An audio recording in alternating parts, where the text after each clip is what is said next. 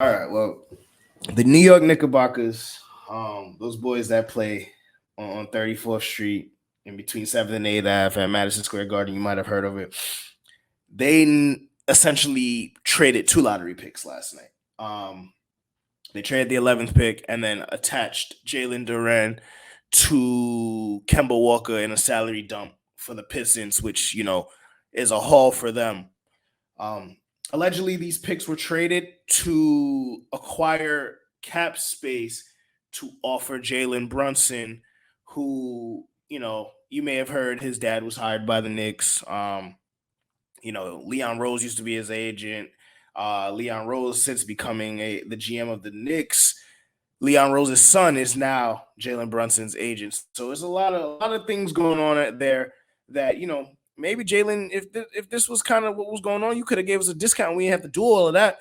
But Jalen Brunson, it seems to be the player that they have essentially traded two lottery picks for. And I mean, they've gotten back, I think, 8 tradable picks. We have not 8 picks, but we have 8 picks to trade. They got back 3 picks last night in the trades, first round picks, protected.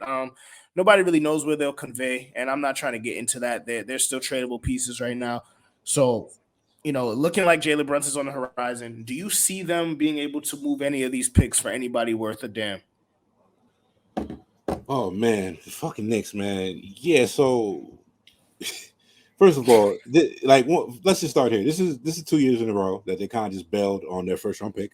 Now, my thing with the Knicks and just in general, because this is one thing that I'm just not a fan of. And when it comes to roster construction, and it's one thing if you're coming in and like you can like kind of rectify it or try and defend it and say like when you're building when you take over a team and you're trying to clean up the mess that another GM or president of basketball operations made.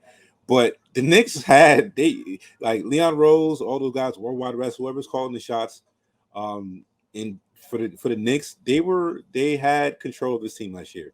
Now it comes into this part where it's just like, yo, if you have to clean up a mess that you made last summer yourself, I have to give you like a D and an F off of rip, regardless of like they got what 3 first round picks for number 11.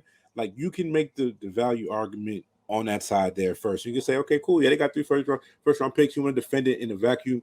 Okay, cool. This isn't in a vacuum though. You guys had control in this team. You wanted to keep the organization fluttering after a successful playoff team. And it's just like, even if you want to criticize the signings that they made last season, it's just like, okay, cool. I can understand wanting to bring in some additional pieces to build on what you started, but they just the pieces that they're putting together, it never made sense from the beginning. So it's just like you have Julius Randle, you draft Obi Toppin, you're blocking Obi Toppin. Julius Randle probably needs to go. If we're talking about what we saw from Obi Toppin in the second half of last season, if we really want to see what Obi Toppin is going forward, Randle probably has to get out of there because there's no need for him on this team, and he's probably going to. The Knicks are still trying to find their long term identity. Julius Randle probably isn't in that a part of that equation. We talk about Mitch Robinson. Mitch Robinson's a free agent this year. They still also have Nerlens Noel on contract. Why did you need Nerlens Noel? We just talked about the two other big men that they have, and then if you want to talk about Alec Burks, we signed D Rose. In general, this shit does not make sense. Now, it sounds like they tried their hardest to trade up for Jaden Ivey, which you want to applaud them and say, congratulations, you guys. Like, it seems like you guys did tried as hard as you can. Kind of just gave Jalen Duran to the Pistons, which I mean, that's a completely different other story.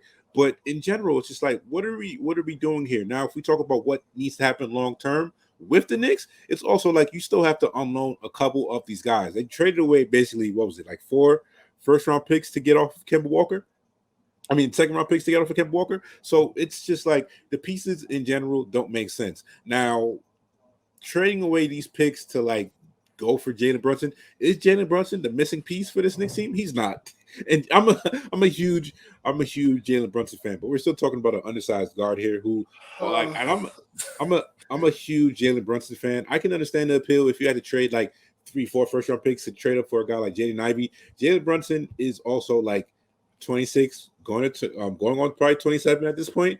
So like he's a couple years older than a guy like RJ Barrett, and you can build with Jalen Brunson. You can this is not to say that he doesn't have amazing basketball ahead of him, but as much of a Jalen Brunson fan as I am, it just comes down to the equation. It's just like him playing, and he looked like you kind. He has to. Jalen Brunson has to be incredibly happy that he played the Utah Jazz in the first round, and just their absolutely porous perimeter defense, and how amazing they made him look. And that's not to say that he wasn't good in the in the regular season, because Jalen Brunson has been underrated for some time now. He kind of shed that label of just being underrated, and now he's probably properly rated. But like with the Knicks, it's just like even for next year, man, it's just like this team. If you're going to add a Jalen Brunson, you're still probably missing out on that true franchise-changing cornerstone piece. To where it's just like, are you also going to trade more picks to get off of guys like Noel? If you bring in a guard like Jalen Brunson, you're going to have to probably get off of D Rhodes as well. We're not even talking about the glut, which I think if we just talk about it being understandable on the Knicks side, is they do have a glut on the roster, and they really they didn't really have more spots for another rookie. If you're talking about it in general, Quentin Grimes wasn't getting enough minutes that we got. We saw what happened with Cam Reddish, who is also another part of this equation that we have on this team, who also came off the bench for like his first 10 to 15 games, barely even played or got a chance to play alongside RJ and the young core on that team. Deuce McBride kind of showed that he was too good for the G League, and you have guys like Rokas who still is probably coming over. So it's just confusing in general. In a vacuum, I can understand what they were going for, but like you don't get that benefit of the doubt when you're cleaning up your own mess. So that's my thing with the Knicks. And they have great first round picks, but it's just like, dude, you guys already have a bunch of these solid rotation players, which are valuable and a very good part. We spoke about, Memphis being able to hit on the margins and fill out their depth. The Knicks don't really need additional depth. And the picks that they got, they didn't get a future OKC first. They didn't get a future Detroit first. Without pulling it up right now, I know there's a Milwaukee first in there. I know there's a future there's a Detroit first in there. There's a future Denver pick. These aren't going to be franchise, and there's a lottery protection in those picks. So it's just like, what are we doing here? Like those picks are probably just to add to the treasure chest. And that a star, request a trade one day, and you can just go overboard and just say, here, 1 million first round picks. But it's just in general, like the ideology and the path that they're on. It's just toggling between two paths right now. They kind of just got to pick a side. Yeah, I mean, it was frustrating to watch in real time, as you can imagine. Last year, if you guys remember on the draft show, I kind of went through the same process of melting down, trying to figure out what the Knicks were doing. And I think, I can't give anybody the benefit of doubt. Nobody in the New York Knicks gets the benefit of doubt for me. I think we have to see what happens. I mean, if Jalen Brunson is the point guard, cool. He's the best point guard we've had since Mark Jackson, right? Like, I mean, shout out to Steph, obviously, but Marbury was a great show. But I mean, you think about that. Jalen Brunson will be here. He'll be a piece. Cool. You have RJ. You're gonna have to sign him. From there, there's treasure chest of first round picks. Like, what stars are gonna come available that are gonna be worth throwing all these picks at? Like, is Donovan Mitchell requesting a trade? Is a Jalen Brunson Donovan Mitchell backcourt even something that you want? Like, it's a very undersized backcourt. I mean, it would be our best backcourt in quite some time. But if you're running him, Brunson, and RJ out there, that's an undersized 1, 2, 3 lineup. I think. Who else is available? Like, obviously Kyrie's about to blow up Brooklyn, but you're not going to go out there and get Kyrie to bring to this either.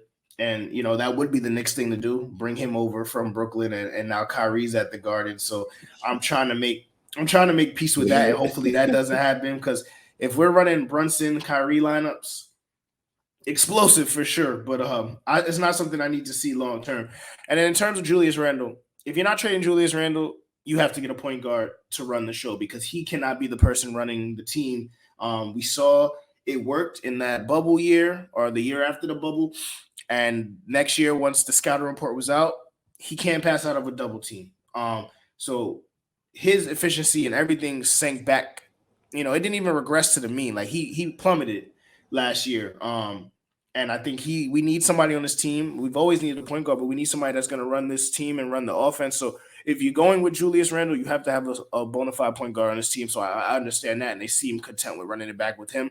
But to your point, the glut of of all of these players we have. Like Obi Toppin proved that he needs minutes. I don't know if he's a starter yet, but he proved he needs more than 15 minutes a game. So do they resign Mitchell Robinson? Like what is the outlook here? And I mean, now we have to wait a week to see what happens in that the moratorium, the tampering period, to see what happens there and see what type of deals they can cook up, because as this roster is currently constructed, it's a mess still. Alec Burks does not need to play point guard on this team anymore. So I don't have an issue with Alec Burks other than he was playing fucking point guard. Solid player. But yeah, like he is a good role player in the NBA. Like he is somebody that if he's utilized right, you don't have no issues with Alec Burks. But we ran him at the point guard last year. I mean, and D Rose obviously is a roster piece on here as well. Like he kind of has to go, and I understand Tibbs, that's your guy, but he wasn't healthy at all last year, and this is a reoccurring theme. And we gave him a contract, so they're cleaning up their messes, like you said, so they don't deserve. What if they don't get Jalen Brunson? Then what if they don't get Jalen Brunson? Then this is like, now what? They don't get Jalen Brunson. I mean, everybody tune in to that episode, because if Jalen Brunson re-signs with the Mavericks, I'm having a real live meltdown for 22 minutes, man. It's gonna be Mad Dog Russo-esque. Like I don't know where else to go with it, because I might have an aneurysm if we don't get Jalen Brunson. But like if we don't get Jalen Brunson, we get somebody good. Am I upset? Maybe it's a smokescreen, right? Like maybe they know we're getting somebody that we're not. But I mean, it seems like I don't know if the Knicks are smart enough to smokescreen like these teams did in the draft. Yeah, so I mean that's enough on the Knickerbocker. Shout out to Trevor Kills, though. I do think I also don't know where he plays. I don't know where he plays next year. He does not feel a need. I think he's gonna probably spend a lot of time up in Westchester, and I do think that's a pretty good development route. I think Trevor Kills is an NBA player, so that's definitely somebody who the Knicks are gonna have to consolidate the roster eventually. So that's something that they're gonna have to take care of, just so we do get there. Just a couple